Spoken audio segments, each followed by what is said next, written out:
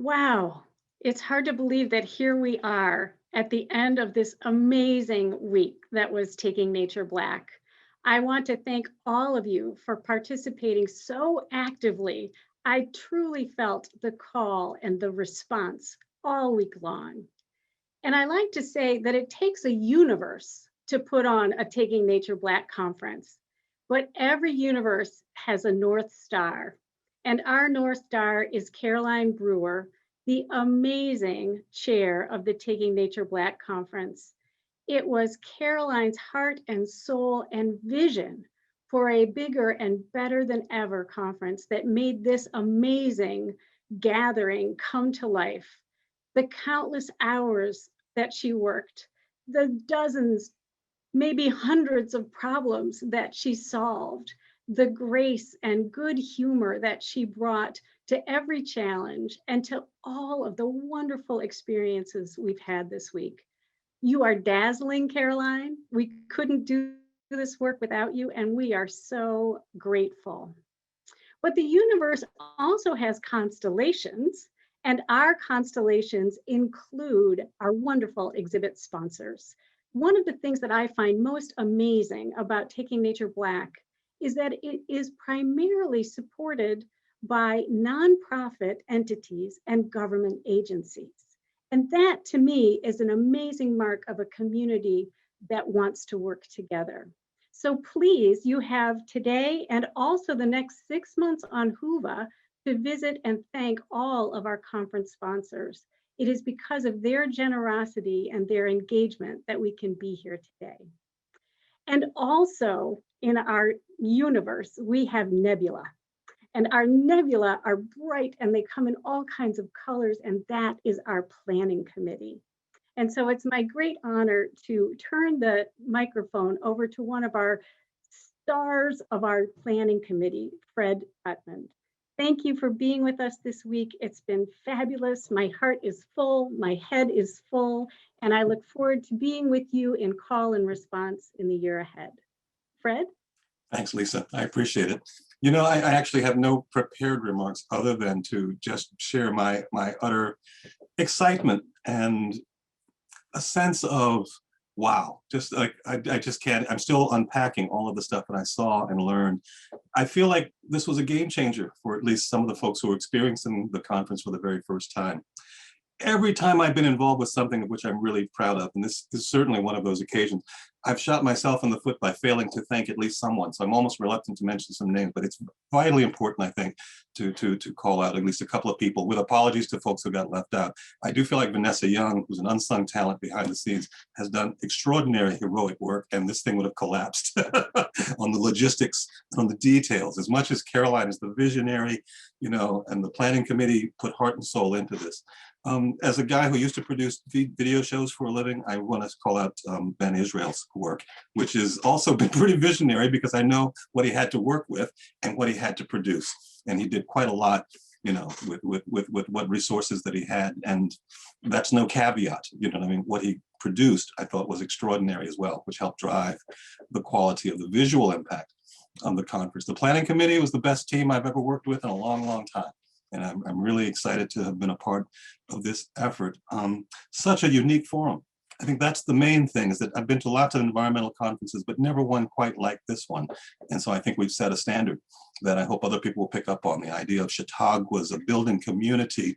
You know, this is a pandemic. We had to do this online. It'd be better in person, but it was pretty darn good online as well. So I'll leave it there. Thanks very much.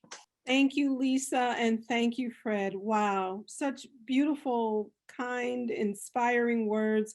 My heart is overflowing with gratitude to the two of you, to Vanessa Young. Fred, you are absolutely right. This thing would have collapsed. There would have been no conference without Vanessa Young. So I invite you all again to find her on Whova and thank her. She has gone above and beyond, just a woman warrior that I'm so grateful has been by my side. The content of this conference, the planning committee was responsible for that.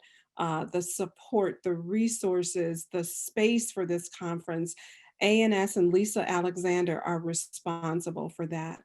And then all of you who have joined us, are responsible for making this conference as rich and rewarding as it has been. My communications team, yes, Ben Israel, Vince Robinson, who's been on website and social media, Lisa Goodnight, who's done media outreach for us. I too, I'm hoping I don't miss calling any names.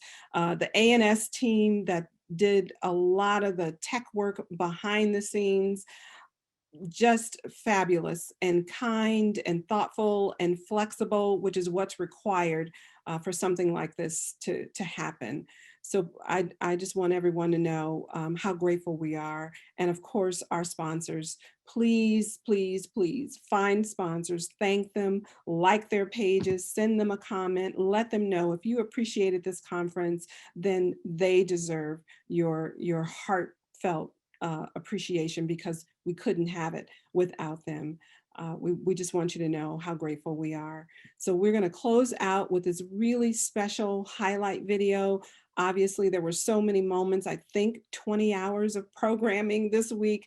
So we couldn't squeeze it all into a few minutes video, a few minutes long video, but we've got you some really good moments, and we promise you'll get recordings of every session. So thank you so much. Enjoy, everybody. Soft notes fingered on a bamboo flute at sunset, blown through a never-before gentleness. Breathe in, breathe out.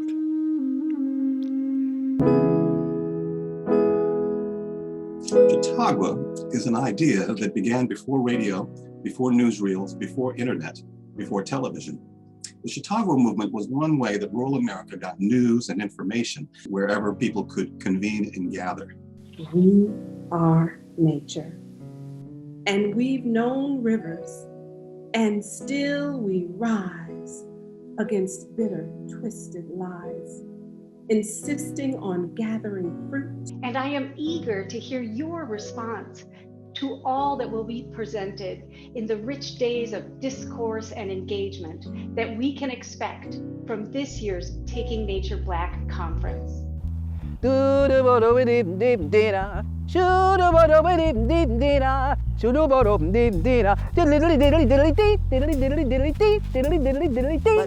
there was also someone else in Brewer's Field. It was Broad Tiger, and he said, "Wow." The conservation cause falls to common plight. The birds and I not only share same air, same water, same soil, same earth, but a shared struggle to make it from one day to the next. We share the same fate. At the well, we're using food and physical wellness as an entry point to talk about all the things that are going to make us better as a community. As we went through that narrative of the enslavement and walking in the vein of renewal and in the vein of restoration, we walked that space and came to reclaim it in a way. A major goal of 20 and Odd was to really connect a new audience and trying to stress that you have roots here, you have space here, all that you are is also connected to this place. The environmental movement is built on structures of racism that continues to this day, and they have to be dismantled. The other thing that we have to do is encourage other people, especially our elected officials, to listen.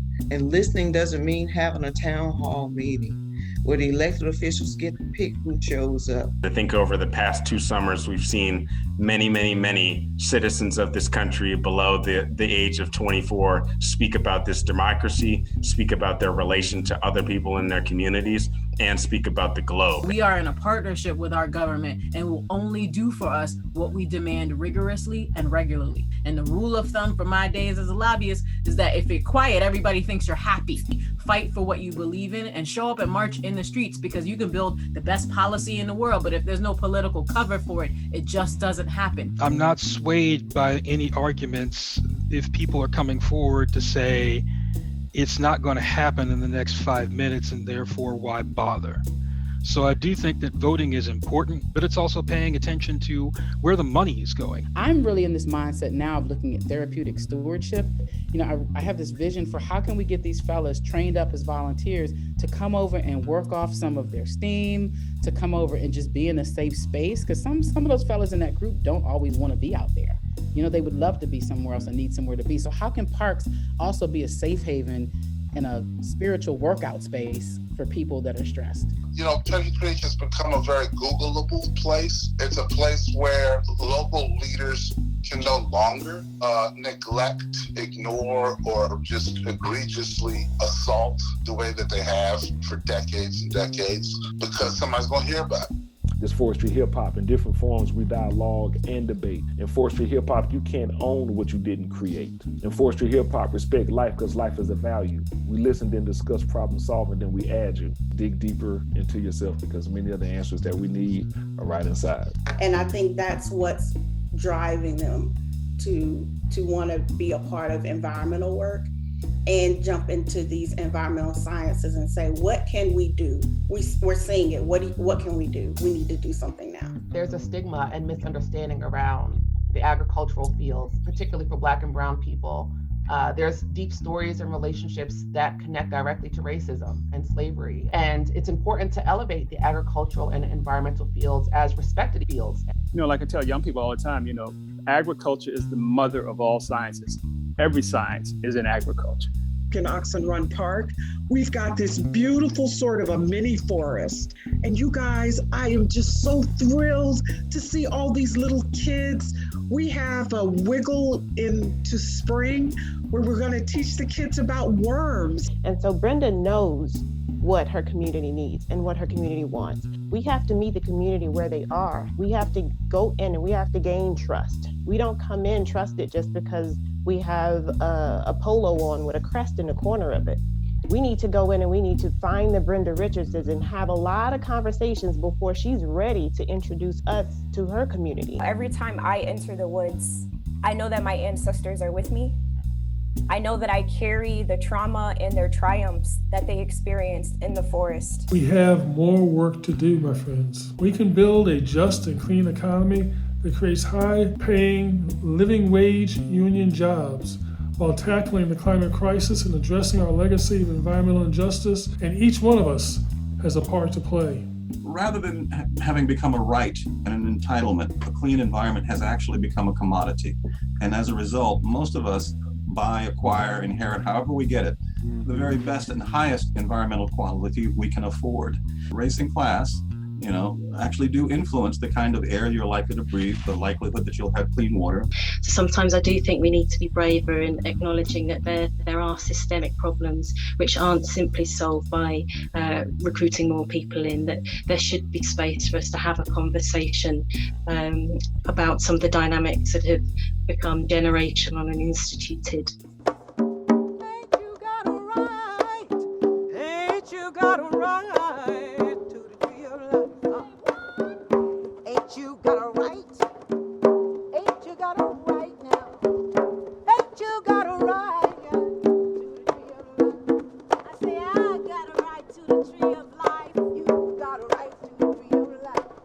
You got a right to the tree of life. I got a right to the tree of life.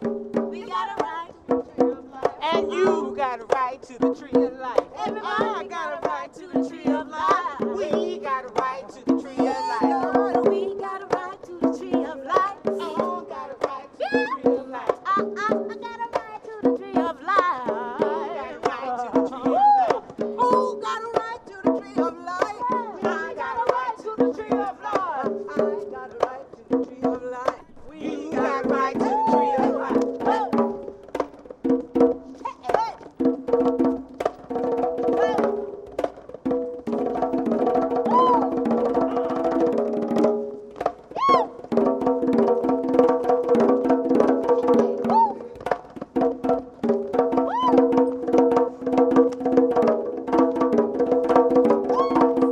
Final thoughts.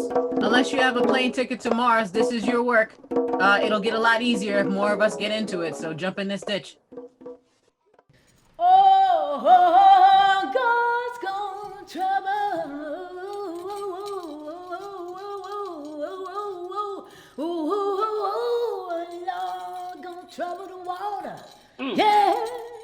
Yes, yes, yes. Somebody.